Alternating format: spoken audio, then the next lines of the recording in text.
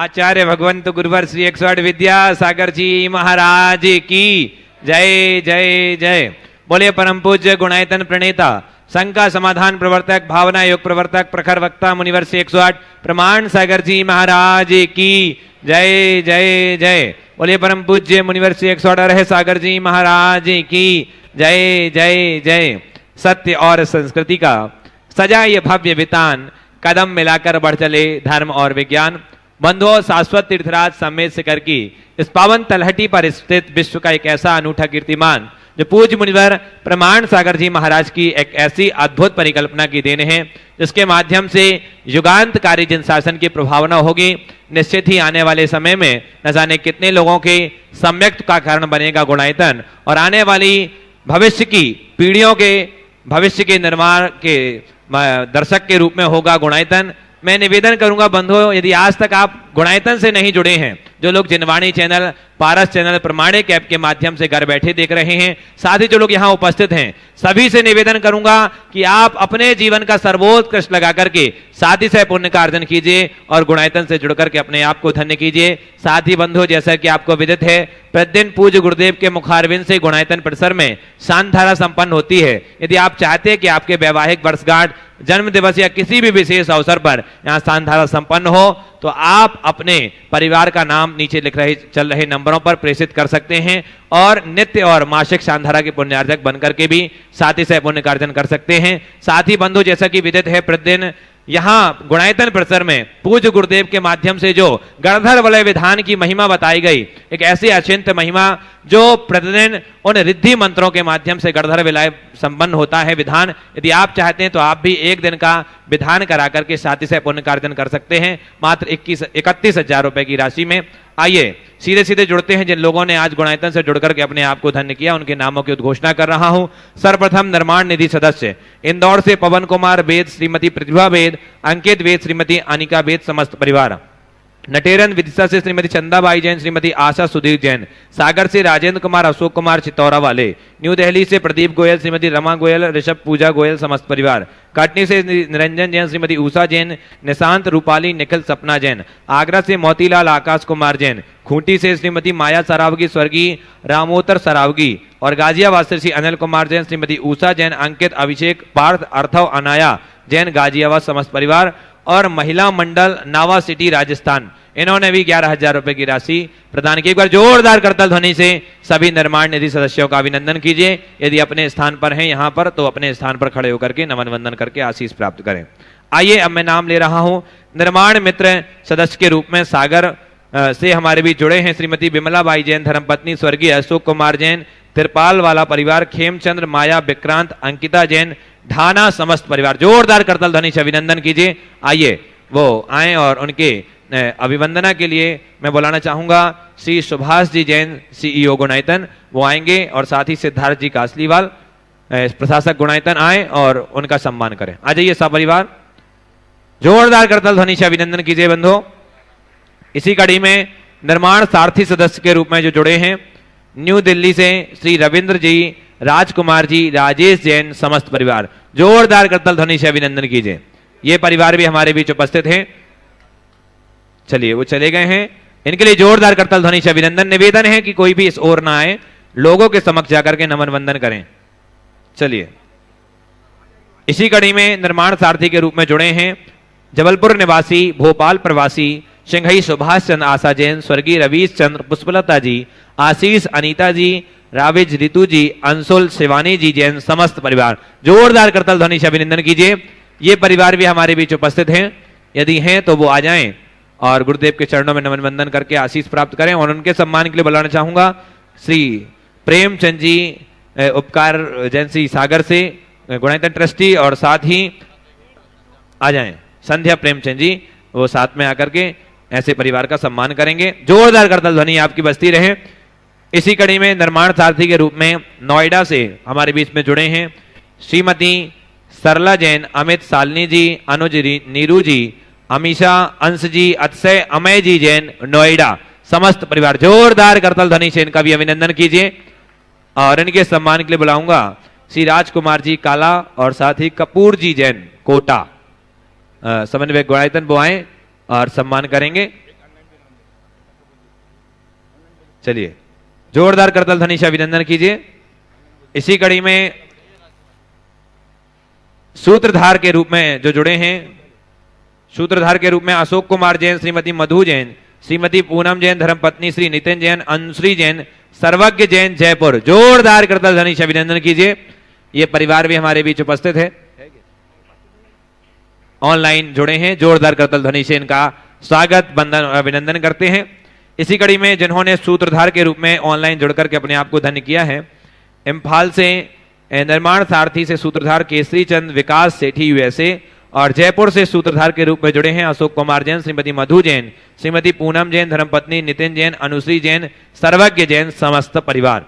स्तंभ के रूप में जो प्रत्यक्ष रूप से यहाँ पर उपस्थित होकर जुड़े हैं, अलीगढ़ से श्री राजीव जैन, श्रीमती इंदिरा जैन, समस्त परिवार। जोरदार करतल ध्वनि से अभिनंदन बुआएं। और उनके सम्मान के लिए बुला रहा हूं डॉक्टर सौरभ जी जैन, और साथ ही अर्पण जी रतलाम, निमिता जी गुणायतन ट्रस्टी वो आएंगे और ऐसे श्रावक शिष्य का सम्मान करेंगे। आइए अब मैं ऐसे नामों की उद्घोषणा कर रहा हूं जो आज गुणायतन से गुणायतन ट्रस्टी के रूप में संबद्ध हुए हैं, संस्थापक सदस्य के रूप में जुड़कर के अपने आप को धन्य किया है। छतरपुर से श्री राकेश कुमार जैन, श्रीमती उपमा जैन, आकांक्षा श्वेता जैन, कविश नयनसी जैन, समस्त परिवार। जोरदार करतल ध्वनि से अभिनंदन कीजिए।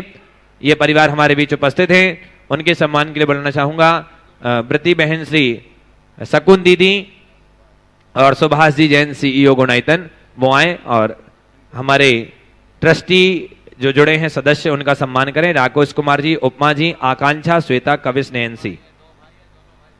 और ये दो भाई हैं और दोनों भाई ट्रस्टी के रूप में संबद्ध हैं गुणायतन से। एक बार जोरदार करतल ध्वनि से अभिनंदन कीजिए।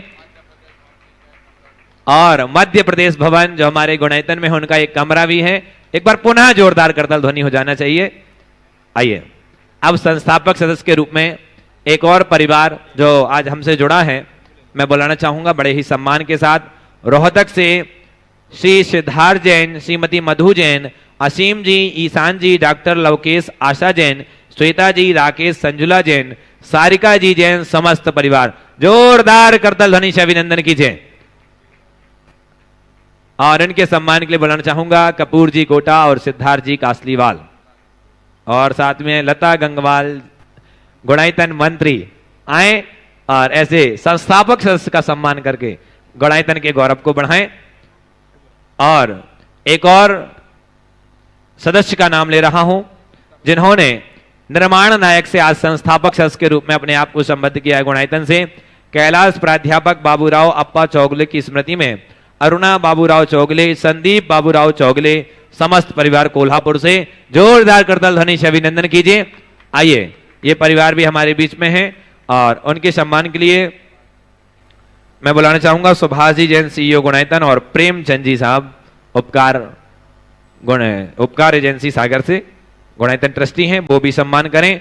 जोरदार करतल ध्वनि से अभिनंदन कीजिए। और एक और नाम जो जीव दया में आया है 11,000 रुपए की राशि से कोटा से संस्थापक सदस्य चित्तरमल जी के जन्मदिन के अवसर पर कमलेश जी, पिंकेश जी, विभांश जी, भवेक जी, माहिम जी, चिरायु जी, सांवला परिवार। जोरदार करतल ध्वनि से सभी परिवारों का, दानदातारों का स्वागत, बंदन, अभिनंदन। आइए अब जुड़ते हैं सीधे सीधे संघ का समाधान के विशेष सत्र से। आगे के संचालन के लिए बड़े ही सम्मान के साथ बुला रहा हूं आदरणीय पंडित सुदर्शन जी पिंडरई। बड़ी संत श्रोमणी आचार्य भगवान विद्यासागर जी महाराज की जय जय जय।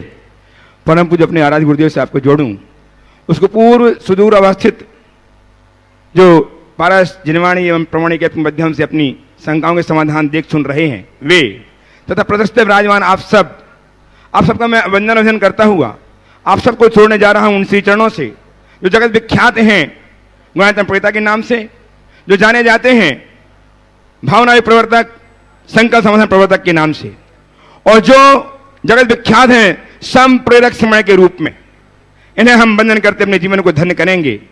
उसके पूर्व जबकि हम संकल्प समाधान अपने प्रश्न प्रस्तुत करें, अतः मैं चाहता हूं कि ऐसे वंदनीय विदांबर श्रमण परम पूज्य प्रमासागर जी महाराज के श्री चरणों में हम नमोस्तु अर्पित करें। नमोस्तु महश्री, नमोस्तु महश्री, नमोस्तु महश्री। प्रथम प्रश्न के लिए आमंत्रित कर रहा हूं गुणायतन के ट्रस्टी रतलाम से श्रीमान अर्पण जी, निविता जी जैन जो ट्रस्टी गुणायतन है वे उपस्थित हों और तैयार रहें जिसने नीट पास किया है, जो पूर्णायु मेडिसिन लेना चाह रही है, प्रतिभाशाली की छात्रा, पूर्ण छात्रा मानसी जैन अपने भाई आगम तथा पिताश्री धीरज जी अंजलि के साथ कटनी से।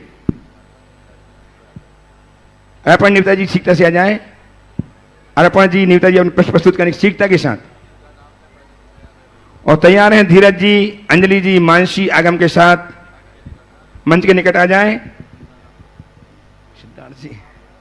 सिद्धार्थ जी, मधु जी रोहतक से बहन संजुला के साथ में इनके लवकेश जी, आशा जी पानीपत से, जो इनके सगे हैं, के चरणों में सारिका जी के साथ तैयार रहेंगे, आगे पंक्ति में जाएं। गुरुदेव के चरणों में बारंबार नमोस्तु नमोस्तु नमोस्तु। गुरुदेव, पुण्य के उदय से हमारा बार बार शिखर जी आना होता है। कई बार शिखर जी आए, लेकिन कभी भी यहाँ पर अस्तित्व, यहाँ का जो है हमारा शाश्वत तीर्थ है, लेकिन यहाँ पे हमें कुछ भी ऐसे अवशेष नहीं मिले जिससे हमें यहाँ के इतिहास का पता चले। काल बदलते हैं, कुछ ऐसा मिलता है जहाँ हमें पता चलता है कि यहाँ का इतिहास है। लेकिन अभी गुणायतन निर्माणाधीन मंदिर हम देखने गए थे, तो गुरुदेव ऐसा लगा कि अब आने वाली पीढ़ी ऐसा कभी नहीं सोचेगी कि यहाँ पर क्या इतिहास था। निश्चित जब काल परिवर्तन होगा, तो यहाँ के जब खुदाई होगी कभी भी, तो यहाँ के जो मंदिर के जो चीज़ें बाहर आएंगी, पत्थर कण कण में ऐसा इतिहास दिखेगा गुरुदेव यहाँ के। तो गुरुदेव अभी ऐसा किए हो कि कुछ दिखाई नहीं देता पुराना। देखिए, क्षेत्र तो हमारा शाश्वत क्षेत्र है, इसमें कोई संशय नहीं, लेकिन ये हमारा दुर्भाग्य है कि इस तीर्थ क्षेत्र में अतीत में ऐसा कोई स्थायी निर्माण नहीं हुआ। वर्तमान में शमेश शिखर जी का जो भी इतिहास है वो लगभग 250 वर्षों का इतिहास है, चाहे वो ऊपर का हो या नीचे का और बाद का है। इससे पुराना इतिहास नहीं है। ये भी एक सोच का विषय है। इसके पीछे मुझे एक ही बात दिखती है कि प्राचीन काल में इस पर्वतराज को, इसके कण कण को पूज्य माना जाता हो, इस पर पैर रखना भी लोग पाप समझते हों, तो बाहर से ही इसकी वंदना करते होंगे, इसलिए यहाँ कोई विशेष निर्माण नहीं कराया गया। बाजू में पालगंज है। पालगंज में हमारे पास 10वीं 11वीं शताब्दी के पार्श्वनाथ भगवान की अतिशयकारी प्रतिमा दिखती है, तो ये सम्मेद शिखर के इतिहास को प्रकट करता है। जो भी हो, अतीत के गर्भ में क्या छिपा हमें नहीं मालूम, लेकिन अब जो वर्तमान है वो हमारे भविष्य को उज्जवल बनाएगा, इसमें कोई संशय नहीं है। ये बहुत स्वर्णिम युग में हम लोग जी रहे हैं। एक जमाना था जब मंदिर तोड़े जाते थे। हम भाग्यशाली हैं कि हम मंदिर बनाने वाले युग में जन्मे। इस युग में मंदिर का निर्माण हो रहा है, और इस शाश्वत तीर्थ में ये जो निर्माण हो रहा है वो अपने आप में एक बहुत बड़ी उपलब्धि है, और निश्चित इसी दृष्टि से इसे बनाया गया है और बनाया जा रहा है कि आने वाले दिनों में यहाँ का इतिहास सुरक्षित रहे और ये हमारी संस्कृति का अमर दस्तावेज बन सके। उपस्थित मानसी जैन अपने भाई आगम या मम्मी पापा धीरज अंजलि के साथ, जो पूर्णायु में गुरुदेव की परिकल्पना पूर्णायु में एडमिशन लेने को उत्सुक है, कटनी से तैयार रहे। श्रीमान सिद्धार्थ जी, मधु जी रोहतक से। प्रतिभा स्थली परिवार एवं मेरे परिवार की ओर से गुरुवर के चरणों में बारंबार नमोस्तु नमोस्तु नमोस्तु। महाराज श्री, मैं प्रतिभा स्थली की छात्रा हूँ और मैंने अभी आचार्य श्री के आशीर्वाद से नीट की परीक्षा दी थी, और मैं चाहती हूँ कि मैं आगे चल के पूर्णायु कॉलेज जो खुलना है उसमें मैं आयुर्वेदिक डॉक्टर बनूँ, यानी कि वैद्य बनूँ। तो आपका आशीर्वाद चाहती हूँ। महाराज जी, मेरा प्रश्न है कि सद्भाव और अभाव में मधुरता कैसे कायम रहे? सद्भाव और अभाव में मधुरता कैसे कायम रहे? क्योंकि महाराज जी, जब घर परिवार में जब ये परिस्थितियां दोनों पड़ जाती हैं, तो फिर कैसे अपने मधुरता को कायम रखें? देखिए, सद्भाव और अभाव में सामंजस्य बनाना है, तो उसका एक ही उपाय है, समभाव। क्या? समभाव। और समभाव को जगाना है और अपने अभाव से अप्रभावित रहना है। तो दूसरों के सद्भाव को देखना बंद कर दो। उसे देखो जो तुम्हारे पास है, उस तरफ कतई मत झांको जो तुम दूसरों के पास है। जब हम दूसरों के भाव से प्रभावित होते हैं तो हमें हमारा अभाव खटकता है, और जब अभाव खटकता है तो मन बेचैन होता है। इसलिए न तुम अपने अभाव का एहसास करो और न ही दूसरों के भाव को देखने की कोशिश करो। जो है, जैसा है, जितना है, उसका सही मूल्यांकन करो, जीवन में सही रास्ता अपने आप मिल जाए। बहुत अच्छा। और तुम जैसे बहुत सारे भाई बहनों ने ये उपक्रम किया है। मेरा आशीर्वाद है, आगे बढ़ो और गुरु आज्ञा का पालन करते हुए धर्म की प्रभावना करो। कि शब्दों की भाषा से हटकर मेरे मन की भाषा है, और नहीं अभिलाषा मन की और कोई अरमान नहीं, और गुरुदेव आपकी शरण से बढ़कर हमको तो भगवान नहीं। कि माना तुम वैरागी हो। सवाल करो, पंक्ति नहीं। भगवान, हमारा एक छोटा सा प्रश्न है कि हम सभी एक परिवार में रहते हैं, उसे इस परिवार को हम कैसे सुंदर बनाएं और उसे कैसे हम सुंदर बना सकते हैं? संयुक्त परिवार को सुंदर बनाने का बड़ा सरल सा उपाय बताओ जी। 2 चीजें अपना लो। एक दूसरों को कमियों को अनदेखा करना शुरू कर दो, और जरूरत पड़ने पर एक दूसरे का साथ निभाने का संकल्प कर लो। परिवार अपने आप दौड़ेगा। नमस्ते। आइए गुरुनानक के ट्रस्टी श्रीमान सिद्धार्थ जी, मधु जी जैन, बहन संजना एवं सारिका के साथ, तथा अपने लोकेश जी, आशा जी पानीपत से श्वेता जी के साथ सीधे से प्रस्तुत करें। और तैयार हैं डॉक्टर सौरभ जी जैन, शहपुरा भिटोनी। नमोस्तु महाराज जी, नमोस्तु महाराज जी, नमोस्तु महाराज जी। मैं आशा जैन पानीपत से जी। भगवान के आगे चबर क्यों ढुलाते हैं? देखिए, भगवान के आगे चमर ढुलाना, चमर एक प्रातिहार है जो भगवान की महिमा का द्योतक है। चमर महिमा बोधक चिन्हों में एक चिन्ह है। ये राजा महाराजाओं पर भी होते हैं। राजाओं पर 2, महाराजाओं पर 4, अर्चकवर्तियों पर 8, और चक्रवर्तियों के ऊपर दोनों तरफ से 16-16, 32, और तीर्थंकरों के ऊपर 64। और कैसे करना चाहिए जी? चमर जो होते हैं बस ऊपर से नीचे, ऊपर से नीचे से ऊपर। ये नमोस्तु महाराज जी। सीखता कीजिए। हाँ, नीचे जो नमन करता है वो नीचे से ऊपर जाता है, नीचे ऊपर, नीचे ऊपर। ठीक है। हाँ हाँ, नीचे जो नत होता है वो उन्नत होता है। चलिए बोलिए। मेरे और मेरे परिवार की तरफ से 3 बार नमोस्तु नमोस्तु नमोस्तु। मैं सारिका जैन, दिल्ली से। गुरुवर, ये प्रश्न मेरी तरह बहुत सी गृहस्थियों की, जैसे लेडीज़ का है। जैसे कि भी मैं एक नॉर्मल घर की गृहस्थी हूँ और मंदिर जाती हूँ, पूजा पाठ करती हूँ और अपनी श्रद्धा के अनुसार से थोड़ा जितना दान करती हूँ। पर मुझे मेरे परिवार की तरफ से और सहयोगियों की तरफ से ये कहा जाता है, ये पूजा पाठ धर्म मंदिर में कुछ नहीं रखा है, अपने घर को देखो, अपने बच्चे को देखो, जो नीडी है उनकी हेल्प करो, ये इसमें कुछ नहीं रखा। मन में कई बार शंका आता है कि जो मैं कर रही हूँ वो सही है, जो मुझे कहा जा रहा है वो सही है। तो इसका मुझे शंका समाधान चाहिए कि मैं देखो करना क्या चाहिए, क्योंकि कहते हैं धर्म का तो पुण्य अगले जन्म में मिलता है, और जो मैं कर रही हूँ अपनी सेवा बड़ों की, वो तुम्हें इस जन्म में सब देखेंगे करेंगे, अगला जन्म किसने देखा है? धर्म करने से कुछ नहीं होता है। बहुत ही गंभीर बात आपने आज उपस्थित की है, और मैं समझता हूँ इस तरह की बातें कई लोगों के सामने आती हैं।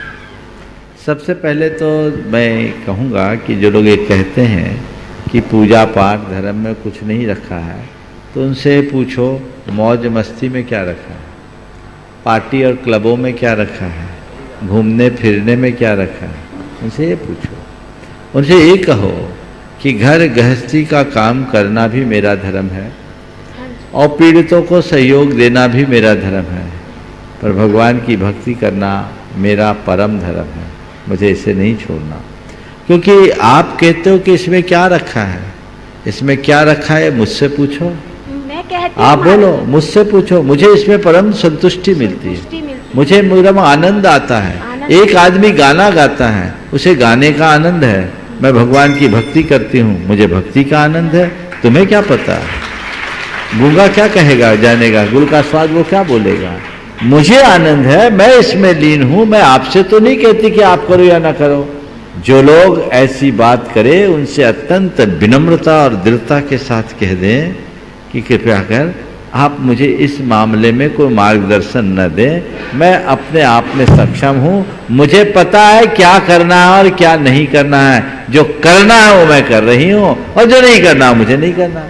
इसका मतलब मेरा मार्ग सही है धर्म। 100% सही है। आप किसी के कहने से कर रही हो कि अपनी इच्छा से कर रही हो? मैं अपने अपने मुझे खुशी मिलती है, बस। संतुष्टि मिलती तो है। जिस कार्य में मन में खुशी हो, जिस कार्य से अंतरंग में सकारात्मकता आती है, उससे बड़ी उपलब्धि क्या है। और एक बात बोलता हूं, जो लोग ये कहते हैं कि पूजा पाठ में क्या रखा है, उनसे कहो कि उन लोगों के जीवन के निकट झांक कर देखो जो पूजा पाठ और धार्मिक क्रियाओं से जुड़ने के बाद अपने जीवन में सकारात्मक बदलाव लाए। आता भी है। आता है ना? आता तो वही है। उदाहरण देना। मेरे संपर्क में हजारों लोग हैं जो कहते हैं, जो कहते हैं कि महाराज जी शंका समाधान से जुड़े, प्रवचन से जुड़े या पूजन से, पाठ से जुड़े, हमारे जीवन में बहुत बड़ी सकारात्मकता आई। उन लोगों को बताना चाहिए कि पूजा पाठ में क्या रखा है। देखिए, पूजा पाठ का एक उदाहरण देता हूँ। एक युवक मुझसे जुड़ा और जुड़ने के बाद वो पूजा पाठ करना शुरू कर दिया। उसने एक अपना एक्सपीरियंस मेरे सामने शेयर किया। उसकी दुकान में, शूटिंग शर्टिंग की दुकान थी, एक महिला शर्ट का कपड़ा लेकर गई थी और शर्ट का कपड़ा लेकर गई, शर्ट वापस करने आई। आप बताइए, कोई शर्ट का कपड़ा लेकर जाए और शर्ट वापस ले तो क्या करोगे? भगा दोगे ना। उसने कहा नहीं महाराज जी, मैंने सकारात्मकता रखा और उस महिला को देखा कि ये महिला हर महीने 25-30 हजार रुपए का कपड़ा मुझसे लेती और 300 रुपए के शर्ट पीस के पीछे से नाराज करना ठीक नहीं।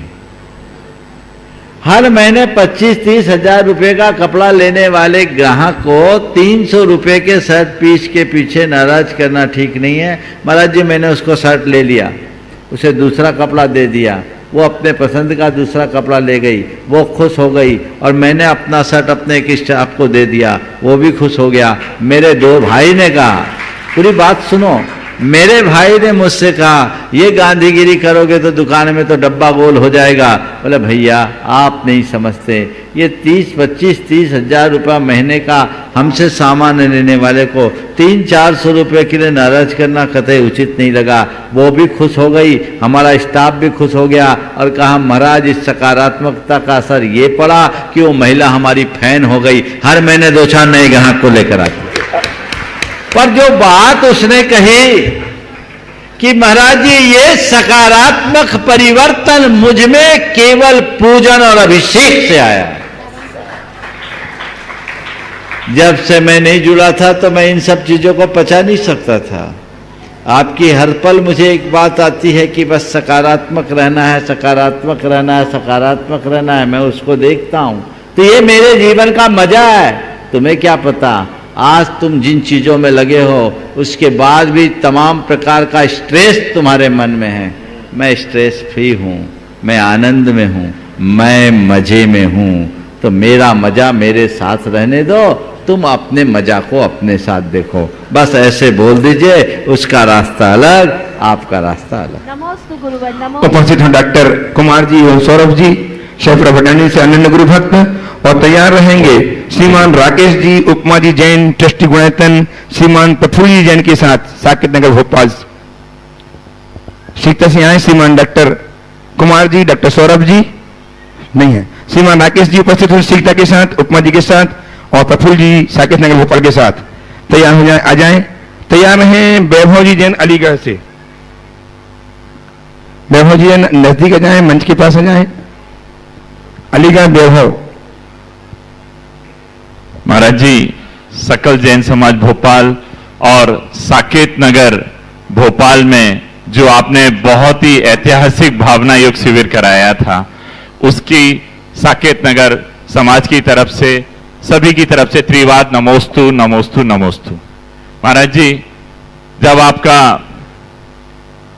बिहार हमारे भोपाल में हुआ था तो आपने कहा था कि हम भेल भोपाल में भी सिद्ध चक्र विधान कराएंगे, तो उसकी एक मेरे को जिज्ञासा है कि हमको वो अभी तो सवाल कर लो, सवाल भोपाल आने पे पूछना। हाँ अभी बोलो। हाँ और वो याद महाराज जी हमें आपका जो सवाल है कोई सवाल जल्दी करो, भूमिका नहीं बनाओ। महाराज जी मैं ये जानना चाह रहा था कि हमारे भोपाल में शांति शव वाहन सिख समाज का भी है, सिंधी समाज का भी है, लेकिन जैन समाज का नहीं है। तो क्या जैन समाज चैरिटेबल ट्रस्ट जो अपन एक संस्था है, तो अपन शांति शव वाहन और अर्थी रख सकते हैं कि नहीं? ये सब सामाजिक कार्य है, आप अपने विवेक से कीजिए। चलिए नमस्ते महाराज। हाँ नमस्ते। अगला उपस्थित श्रीमान अलीगढ़ से श्रीमान व्यवहार जैन, और तैयार रहे प्रभाजी जैन सागर से अंकुर कारोनी मकरोनिया। नमोस्तु गुरुदेव। मेरा प्रश्न यह है कि प्रतिदिन नित्य नियम की पूजन एवं दर्शन में हर रोज नया उत्साह, भक्ति एवं विशुद्धि कैसे बढ़ाएं? बहुत अच्छा सवाल है। नित्य नियम की पूजा में उत्साह, भक्ति और विशुद्धि कैसे बनाएं? सबसे पहली बात, पूजा पाठ को आप अपने जीवन की रूटीन न बनाएं। जो कार्य हम रूटीन की भांति करते हैं वो रूटीन हो जाती है, हम फॉर्मेलिटी करके पूरा कर देते हैं। उसे रूटीन बनाने की जगह अपने मन को चार्ज करने का साधन बनाएं, अपनी भावदशा को बदले और ये सोचे कि मैं पूजा करने नहीं जा रहा हूं, पूजा के बहाने भगवान से बात करने जा रहा हूं। क्या करने जा रहा हूं? पूजा के बहाने भगवान से बात करने जा रहा हूं। कभी आपको ऐसा एहसास हुआ भगवान की पूजा करते वक्त कि मैं भगवान से बात कर रहा हूं? जिस पल तुम्हारी भावधारा ऐसी होगी, तुम्हारी विशुद्धि आसमान का स्पर्श करेगी। भावधारा बदलो। मैं अपने मन को ऊर्जावान बनाने की मानसिकता से आया हूं, अपनी भाव विशुद्धि को बढ़ाने के लिए आया हूं। ऐसी भावधारा अंतरंग में जगाएंगे तो निश्चित अपनी विशुद्धि को उत्तरोत्तर बढ़ाने का सौभाग्य पाएंगे। अगला हाँ, प्रभारी जैन सागर से उपस्थित हो, तैयार रहे श्रीमती इंद्राजी जैन अलीगढ़ उत्तर प्रदेश से। एक नाम और बोलो। इंद्राजी अलीगढ़ उत्तर प्रदेश तैयार हैं और तैयार रहेंगे जो आज निर्माण में संबद्ध हुए गुणायतन से श्रीमती कमलेश जी की स्मृति में श्रीमती रोजी जैन परिवार शालीमार बाग दिल्ली, ये तैयार रहेंगे। नमोस्तु महाराज जी। मैं ट्रेन में जाती हूँ तो मेरी सामायिक प्रतिक्रमण समय से नहीं हो पाता है, उसके लिए मैं क्या उपाय करूँ जिससे मुझे कोई दोष ना लगे? सबसे उत्तम तो यह है कि अपनी यात्रा इस तरीके से करो कि आपकी सामायिक हो, उसके बाद ट्रेन में बैठो। अब ये संभव नहीं है तो गुरुदेव ये कहते रास्ते में सामायिक के टाइम में सामायिक तो कर लो, पर जितनी सामायिक छूटे घर जाकर उतनी उत्कृष्ट सामायिक करो। चलिए अगला। श्रीमती इंदिरा जी अलीगढ़ से उपस्थित हो, तैयार रहेंगे रोजी परिवार श्रीमती रोजी जैन परिवार खालीबाग दिल्ली। नमोस्तु गुरुदेव, नमोस्तु गुरुदेव, नमोस्तु गुरुदेव। महाराज जी मुझे ये पूछना है कि संघी पचेंद्री और असंघी पचेंद्री का क्या मतलब है? जिसके पास 5 इंद्रिय होते हैं उनको संघी बोलते हैं, पंचेंद्री बोलते हैं, और जो मन सहित होते हैं उनको संघी पंचेंद्री कहते हैं, जिनके पास मन नहीं होता वह असंघी कहते हैं। चलिए नमोस्तु गुरुदेव, नमोस्तु। चलो अगला। हाँ आए श्रीमती रोजी जी जैन परिवार शालीमार बाग अपना प्रश्न प्रस्तुत करें, उसके बाद हम सम्मान करेंगे। इनका समय निर्माण मित्र के आज संबद्ध हो रहे हैं, तालियां बजाएं, अभिनंदन करें इनका अभिनंदन हम करते हैं। और स्वागत करने के लिए श्रीमान सुभाष सिंह गुणायतन तैयार हैं। बोलिए, आप प्रश्न बोलिए। हाँ बोलिए। नमोस्तु गुरुदेव। तैयार रहेंगे राजेश जैन, अतुल जैन जबलपुर से। महाभक्त जो घर में पूजा का स्थान बना रखा है उसमें मूर्ति चांदी की रख सकते हैं ठोस, या देखिए, पूजा तो पूजा के स्थान में ही होना चाहिए, घर में देवस्थान ठीक नहीं है, क्योंकि घर में हम उतनी विनय और विशुद्धि नहीं रख पाते। तो अपनी विनय और विशुद्धि को बरकरार रखने के लिए हमें पूजा स्थल में ही पूजा करना चाहिए। चलिए, रावी जी उपस्थित हुआ अतुल जी के साथ जबलपुर से। तैयार हैं अलीगढ़ से राजीव जी जैन। नमस्ते महाराज जी, नमस्ते महाराज जी। पहले तो हमें नितांत आवश्यकता है आपकी आशीर्वाद की। हमारी बड़ी अम्मी जी भोपाल में तबीयत इनकी ठीक नहीं है, अस्पताल में है। उन्होंने बहुत तपस्या की है। पहले उन्होंने 11 साल तक 11 उपास भी किए हैं जो प्रदूषण में होते हैं। अभी भोपाल में मंडल भी मैं विधान में भी थी। आपका आशीर्वाद चाहिए महाराज जी। नमस्ते महाराज जी। एक प्रश्न है, अक्सर यह होता है कि मंदिर में हम रात्रि के समय घंटा नहीं बजाते हैं, क्योंकि रात्रि में घंटा निषेध है, लेकिन हम आरती करते हैं बड़े बड़े स्पीकर लगा के, बड़े बड़े वाद्य यंत्र बजा के। तो क्या वो आरती वहीं वेदी में होना चाहिए या वो बाहर होनी चाहिए? घंटा मना है लेकिन आरती। देखिए, घंटा क्यों नहीं बजाते, पहले ये देखिए। जानकारी। घंटा नहीं बजाने के पीछे का एक बड़ा वैज्ञानिक कारण। जब हम मंदिर में घंटा बजाते, घंटा की नाद से पशु पक्षी चौंक सकते हैं, उनकी तंद्रा दूर होती है, टन चौंक जाएंगे। समझ गए ना? आप लोग चौंक गए तो एकदम चौंक जाते हैं, तो उनको क्षोभ न हो, उनको आघात न पहुंचे, इसलिए मंदिर जी में घंटा बजाने की परंपरा नहीं।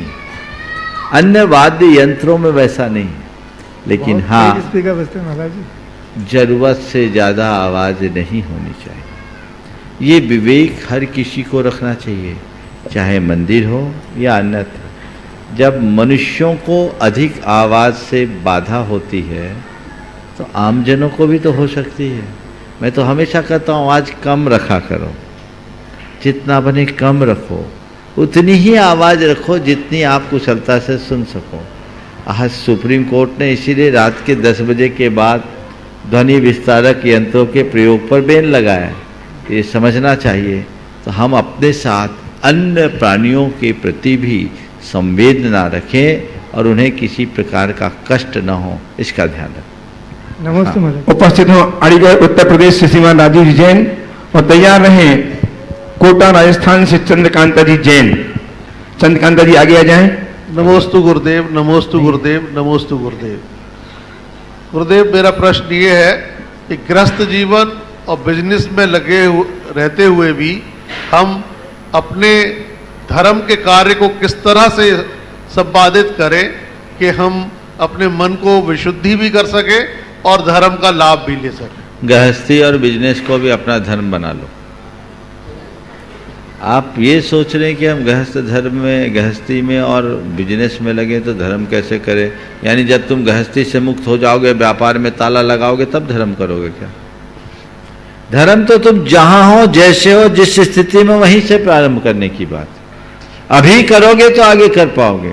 तो मैंने जो पहला वाक्य कहा, गृहस्थी को और व्यापार को भी अपना धर्म पर्याय बना लो। क्या करो? गृहस्थी में रहते हुए अधर्म नहीं करना, व्यापार में भी हमें अनैतिकता नहीं अपनाना, और उसे एक अपना धर्म मानकर, कर्तव्य मान करके करना है। जितनी शक्ति बने उसके अनुरूप आप अपना आचरण करें, व्यवहार करें, तो आपका जीवन अत्यंत निर्मल बनेगा, विशुद्ध बनेगा, फिर कहीं कोई कठिनाई नहीं होगी।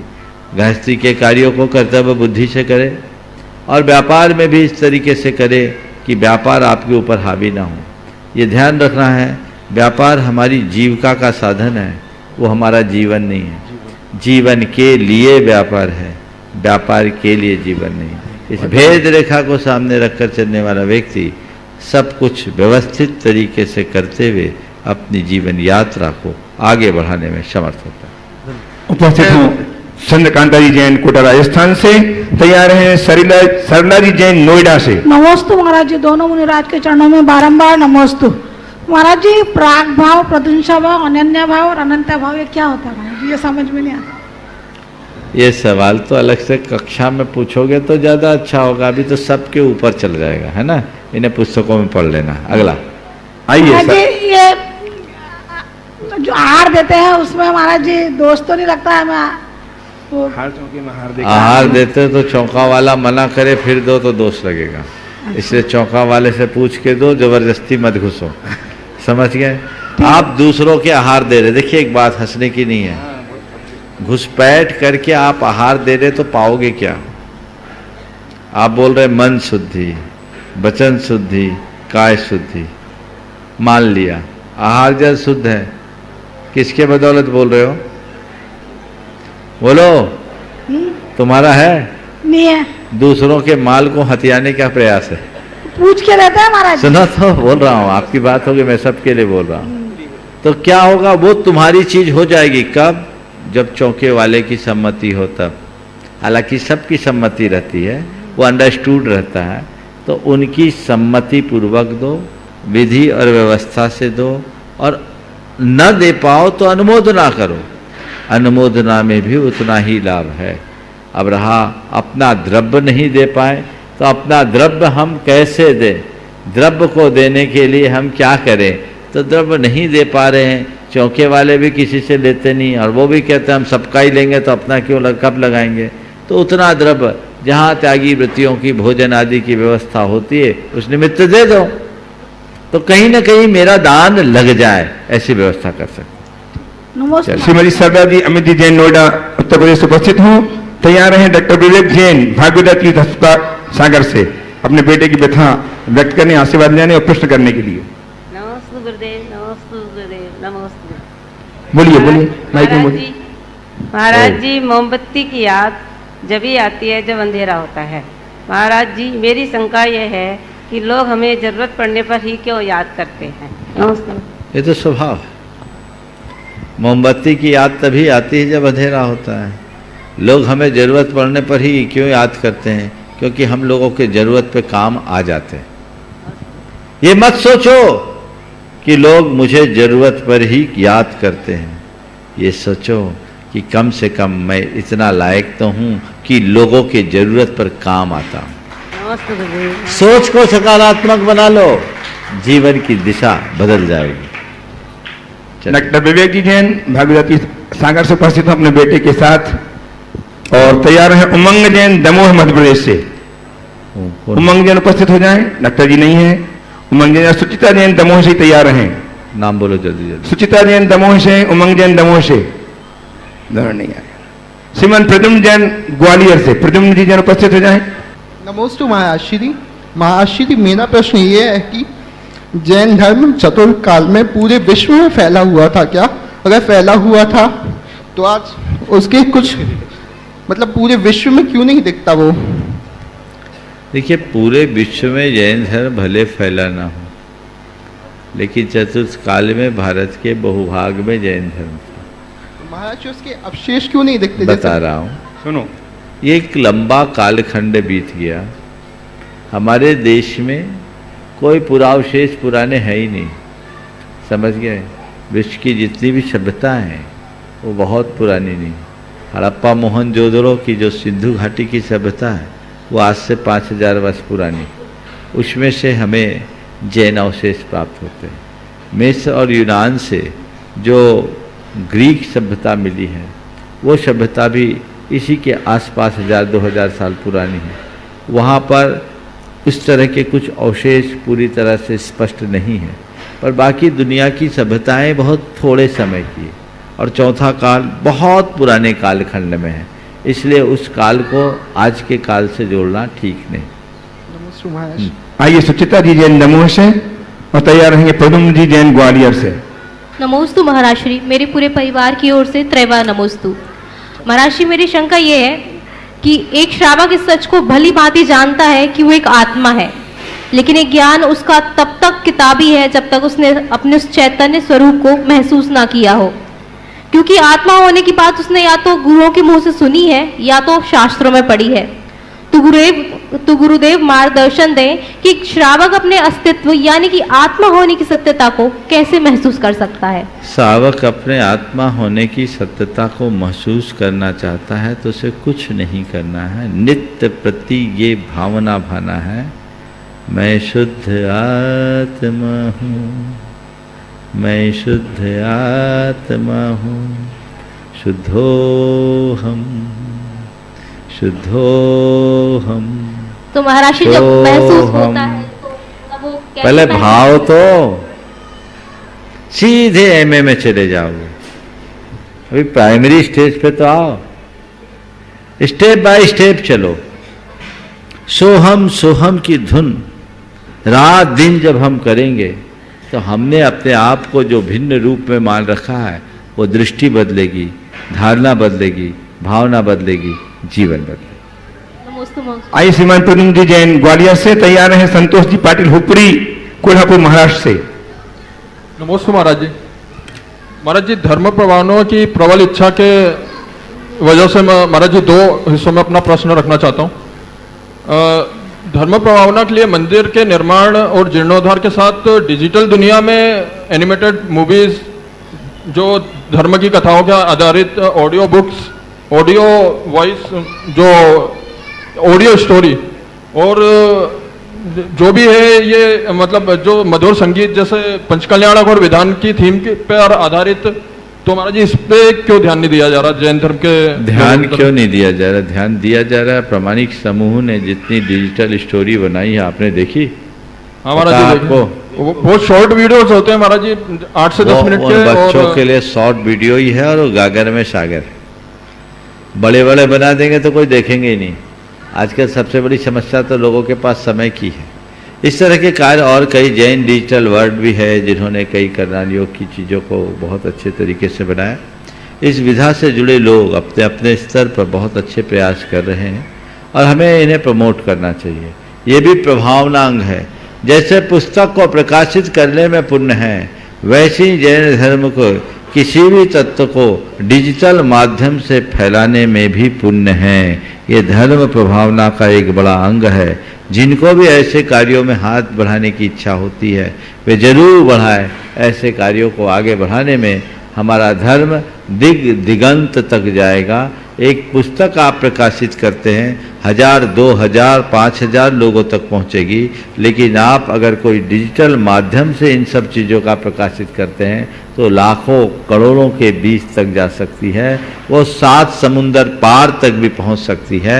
इसलिए हमें ऐसे कार्यों के लिए हमेशा प्रोत्साहन देना चाहिए। जी भविष्य में बड़ी लंबी जैसे 3 घंटे की मूवीज आ रही है। गुणायतन तो वही बनने जा रहा है। महाराज जी दूसरा हिस्सा बस हो गया प्रश्न का दूसरा हिस्सा महाराज इम्पोर्टेंट है। क्या बोलो महाराज जी? जो शास्त्रार्थ जो पहले हुआ करता था वो भी धर्म प्रभावना का अंग अगर उसको देखते हैं तो धर्म शास्त्रार्थ जो होता था, हाँ, जैसे आर्य समाज के साथ आपके संघ समाधान में मैंने सुना था 1922 में लास्ट बार हुआ था। हाँ हाँ। तो महाराज जी अब वो क्यों नहीं हो रहा है? और दूसरा, अच्छा, हम बहुत अच्छे युग में आ गए, झगड़े मिट गए, प्रेम से रह रहे, कहाँ चक्कर में पड़ रहा। धर्म के लड़ना नहीं सिखाता, धर्म जीना सिखाता। महाराज जी ओम चलो।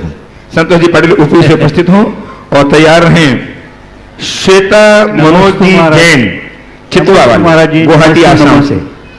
श्वेता मनोज जी जैन संतोष पाटिल आसाम से। गुवाहाटी। महाराज जी, हम संयुक्त परिवार से, हम 30 लोगों की फैमिली है, उन सब के तरफ से हमारा नमस्तु नमस्तु नमस्तु।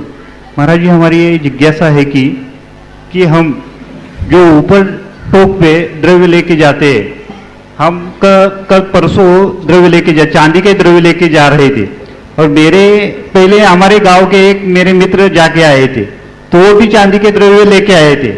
तो फिर क्या हुआ, वो चांदी का द्रव्य जब वो चढ़ा रहे थे तो क्या वानर लोग वो सब खा रहे थे, वो चांदी का द्रव्य भी खा रहे थे। तो हमको इतना दुख लगा कि हमने भी बहुत पैकिंग करके उधर से लाए थे कि वो हमारे भाव थे कि हमने देखा नहीं था, पहली बार ही हम वंदना के लिए आए थे। तो चढ़ा रहे तो उसने बोला ऐसा ऐसा हो रहा है। तो रात में हमने क्या किया, वो सब द्रव्य हटाया और सिर्फ क्या भाव लाए, इतने दूर से सबकी भाव थे घर वालों की, तो हमने 2-2 चावल और 1-1 फूल इतना ही उसमें रखा और बाकी चावल रखा। फिर भी हमने 1-2-3 टोक पे, जब तक चंद्रप्रभु टोक पे थे तब तो कुछ प्रॉब्लम नहीं है, लेकिन बाद में वो द्रव्य चावल के साथ चढ़ रहे तो वो चावल भी, चांदी के चावल भी वो माकड़ लोग खा रहे थे। तो हमको इतना दुख हुआ कि अगर इसके पेट में जाएगा तो इसको कितनी तकलीफ हो जाएगी।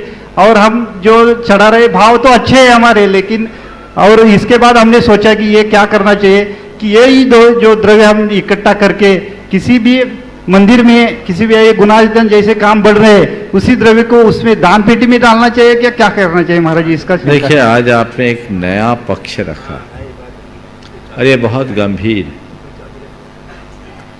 देखिए, मंदिर में भगवान के चरणों में उत्कृष्टतम द्रव्य चढ़ाना अच्छी बात है, लेकिन हमारे द्रव्य अर्पण के बाद उसका दुष्प्रभाव किसी पर न पड़े, ये ध्यान देना भी जरूरी है। सबसे पहले तो पर्वत पर चरणों में आप लोग जो द्रव्य चढ़ाते हैं, आप सबसे मेरा ये कहना है कि द्रव्य चढ़ाते समय आप लोग थोड़ा विवेक का परिचय दें। भगवान के चरणों पर द्रव्य बिल्कुल न चढ़ाएं, एक दाना भी न चढ़ाएं। सही। द्रव्य आप बाहर जो मुंडेर है, बाउंड्री है, उस पर चढ़ा दें, क्योंकि आप द्रव्य चढ़ाते हैं और तुरंत बंदर आते हैं। बंदर उन द्रव्यों का तो उपभोग करते ही हैं, मल मूत्र भी कर देते हैं। आप अपवित्र हो जाते हैं, चरण अपवित्र हो जाते हैं। इसका जवाबदार कौन है? हम ये लोग जो गलत कर तो रहे हैं। द्रव्य है पशु पक्षियों के लिए, उनका हक है वो खाए, तो अलग से द्रव्य रख दे। वहाँ ऐसी व्यवस्था नहीं हो सकती कि जाली लगा दे, सब कुछ कर दे। बंदर है, वो तो उनका घर है, उनको खाने दीजिए। लेकिन आप द्रव्य ऐसी जगह चढ़ाइए जहां वानर खाए तो आपके चरणों में कोई अपवित्रता ना आए। एक बात है ना, अलग से करे। ये सबको, जितने लोग सुन रहे हैं, ये संदेश खुद भी पाले और अपने तरफ से ज्यादा लोगों तक पहुंचाए। बहुत लोग आकर बोलते हैं महाराज जी मन खराब हो गया, वो चरण बिल्कुल चिटचिटे हो गए, गंदगी से भर गए, मलमूत्र पड़े रहते हैं, और कई प्रकार के पदार्थ चढ़ाते हैं। तो जो भी चढ़ाना अलग चढ़ाओ, चरणों की पवित्रता बनाए रखो। मैं ऐसा केवल इसलिए कह रहा हूं, हमें बंदर से बचना है, बंदर से नहीं, गंदगी से बचना है। तो ये जवाबदारी आप सबकी होती है। अब रहा सवाल इसका, आप सबको संकल्प लेना चाहिए कि पर्वतराज पर जाएंगे, भगवान के चरणों का स्पर्श करेंगे, ढोक देंगे और द्रव्य एक ऐसी जगह चढ़ाएंगे जहां लोग आए जाए तो भी बंदर डिस्टर्ब ना करें। नहीं तो तुम गेट पे ही चढ़ा दो, एक साइड की दीवार में कहीं चढ़ा दो, बंदर भी खाए, उनका जीवनवार चलने दो, कोई दिक्कत नहीं है। लेकिन द्रव्य ऐसा चढ़ाओ कि भगवान के चरणों की पवित्रता बनी रहे। ये आपको भी निभाना है, और जो कोई भी सम्मेत शिखर जी आने वाले हैं उन सब तक ये बात पहुंचानी है। ये आप सब पहुंचाएंगे? सब हाथ उठाइए। जितने लोग घरों में देख रहे हैं उनको भी चाहिए आज ही ये मैसेज, ये क्लिप को बना करके लोगों तक पहुंचाएं। अगर आप लोग थोड़े सजग हों तो ये समस्या हल हो सकती है।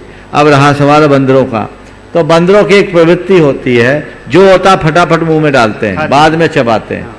तो आपके उसमें वो अगर अंदर चला रहा है, जा रहा है, चांदी जा रहा है, तो वो तो उनके लिए काल बन गया। इसलिए ऐसी द्रव्य सामग्री वहां न चढ़ाएं।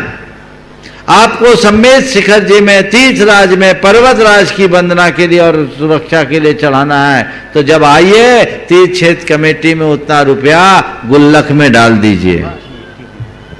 तुम्हें सोना चांदी भी चढ़ाना है तो उनके गुल्लक में डाल दो। ठीक है, सही है महाराज। वो क्षेत्र के विकास के काम में आएगा।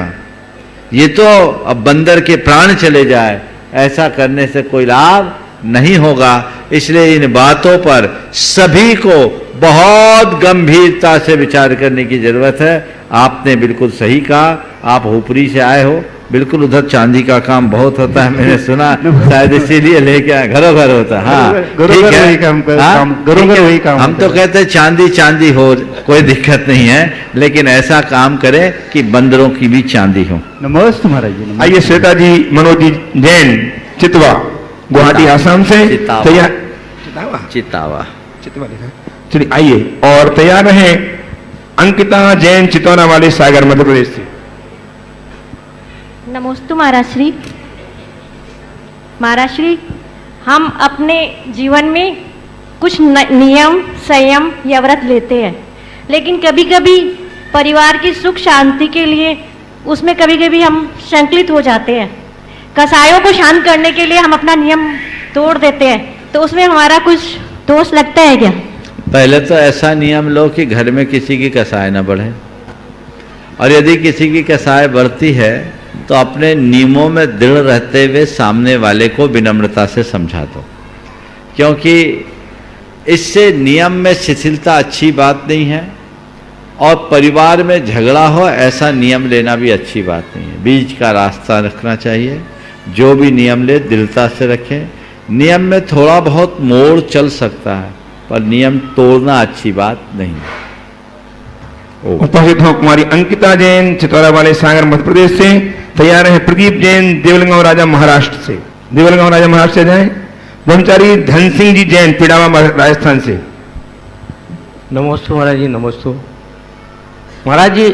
हमारे पास अभी वर्तमान में सम्यक दर्शन का ही लक्ष्य रहता है, और सम्यक दर्शन प्राप्त करने के लिए बक्ष अबक्ष, हे उपादेय, शुद्ध अशुद्ध, सज्जन दुर्जन, इनका यदि ज्ञान नहीं हो तो फिर हम सम्यक दर्शन कैसे प्राप्त कर सकते हैं? बिल्कुल, इसके नित्य भावना भाई, केवल बातें करने से सम्यक दर्शन नहीं होगा। सम्यक दर्शन तभी होगा जब हम तत्व का अभ्यास करें।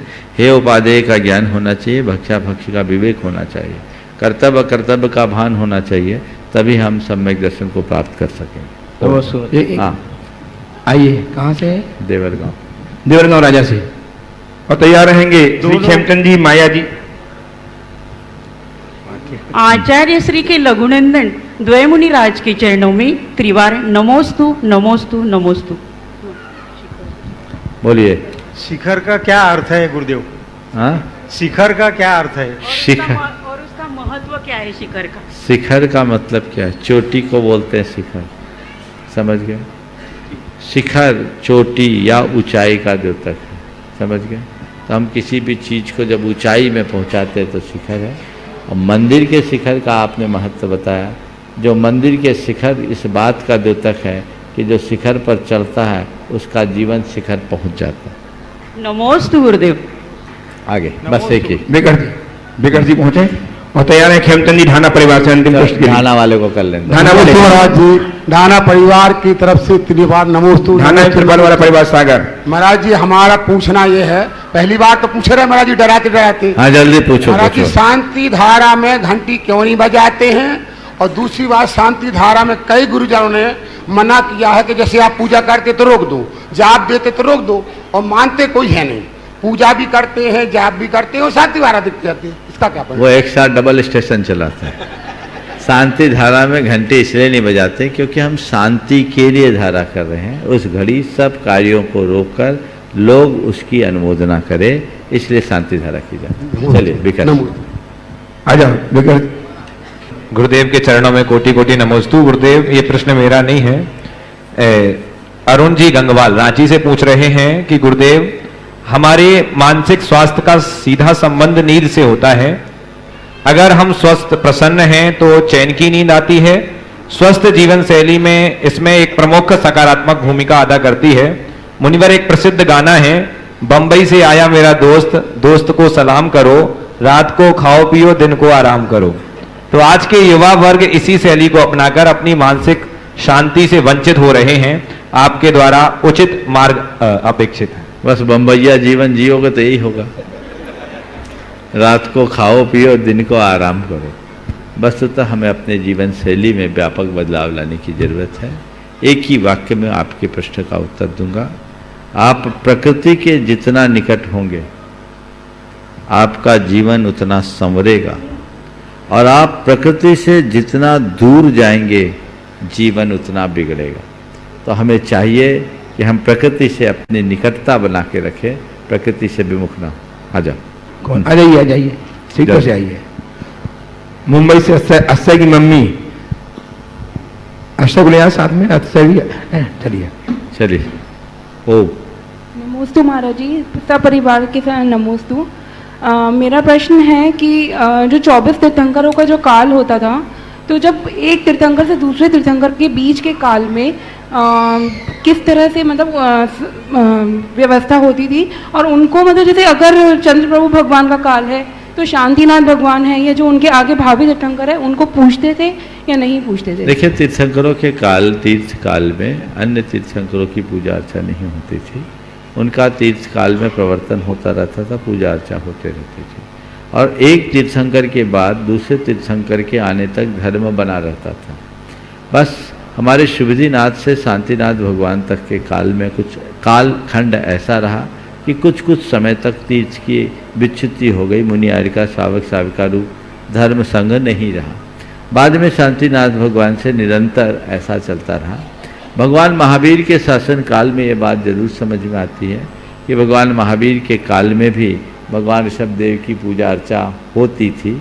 कलिंग जिनके नाम से ख्यात जो खंडगिरी उदयगिरी के कुमारी पर्वत के गुफा के शिलालेख से पता लगता है, उससे पता लगता है कि आदिनाथ भगवान की पूजा अर्चा अत्यंत प्राचीन काल में होती थी। भगवान महावीर के तीर्थ काल में भी उनकी पूजा अर्चा किसी रूप में होती थी। इस प्रकार आज के इस सत्र को परम पूज्य गुरुदेव के चरणों में नमन अर्पित करते हुए यहीं पर विराम। बोलिए परम पूज्य आचार्य गुरु श्री विद्यासागर। आ जाइए।